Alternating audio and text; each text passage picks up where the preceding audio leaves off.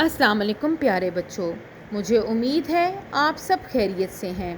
پیارے بچوں، آج ہم حرف زے کو مصوتوں کے ساتھ جوڑ کر پڑھیں گے۔ کیا آپ بلند خوانی کے لیے تیار ہیں؟ چلیے اس سے پہلے کچھ دہرائی کر لیں۔ یہ چاروں مصوتیں ہیں۔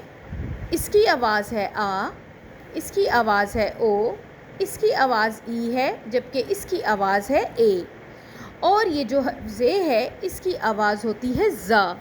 چلیے اب ہم ان کو مصوتوں کے ساتھ جوڑ کر پڑھیں گے۔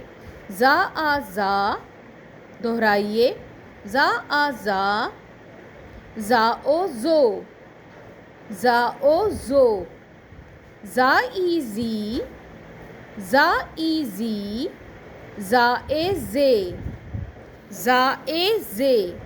چلیے ایک دفعہ دوبارہ دہرائی کر لیجئے۔ زا آ زا، زا او زو، زا ای زی، زا اے زے۔ شاباش پیارے بچوں، مجھے امید ہے آپ بہت اچھے سے دو حرفی الفاظ پڑھ سکتے ہیں۔ اپنا خیال رکھیں۔ سبق تک کے لیے اللہ حافظ۔